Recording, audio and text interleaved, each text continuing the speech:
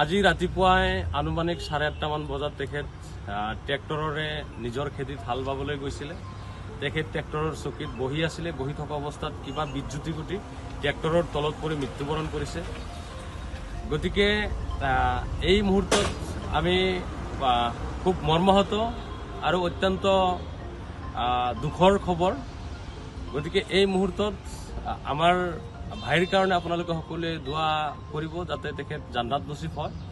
লগতে সমভাৱী ভুক্তভোগী পৰিয়ালৰ কাৰণে আপোনালোকে দোৱা আশীৰ্বাদ কৰিব যাতে মৃত্যু হোৱা আত্মাই যাতে শান্তি পায়, তাৰ কাৰণে আপোনালোকে দোৱা। আজি ৰাতিপুৱাই আনুমানিক 8:30মান বজাত তেখেত ট্ৰেক্টৰৰে নিজৰ খেতিত হাল বাবলৈ গৈছিলে। তেখেত ট্ৰেক্টৰৰ চকীত বহি আছিলে। বহি থকা অৱস্থাত কিবা বিদ্যুতি ঘটি ট্ৰেক্টৰৰ তলত পৰি মৃত্যুবৰণ কৰিছে। গতিকে এই মুহূৰ্তত আমি খুব মৰ্মাহত আৰু অত্যন্ত দুখৰ খবৰ। গতিকে এই মুহূৰ্তত আমাৰ ভাইৰ কাৰণে আপোনালোকে সকলোৱে দোৱা কৰিব যাতে তেখেত জান্নাত নচিব হয়। লগতে সমভাৱী ভুক্তভোগী পৰিয়ালৰ কাৰণে আপোনালোকে দোৱা আশীৰ্বাদ কৰিব যাতে মৃত্যু হোৱা আত্মাই যাতে শান্তি পায়, তাৰ কাৰণে আপোনালোকে দোৱা। আজি ৰাতিপুৱাই আনুমানিক 8:30মান বজাত তেখেত ট্ৰেক্টৰৰে নিজৰ খেতিত হাল বাবলৈ গৈছিলে। তেখেত ট্ৰেক্টৰৰ চকীত বহি আছিলে। বহি থকা অৱস্থাত কিবা বিদ্যুতি ঘটি ট্ৰেক্টৰৰ তলত পৰি মৃত্যুবৰণ কৰিছে।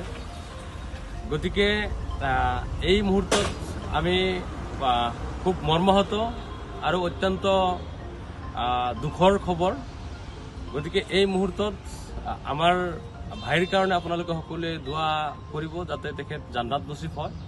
লগতে সমভাৱী ভুক্তভোগী পৰিয়ালৰ কাৰণে আপোনালোকে দোৱা আশীৰ্বাদ কৰিব যাতে মৃত্যু হোৱা আত্মাই যাতে শান্তি পায়, তাৰ কাৰণে আপোনালোকে দোৱা।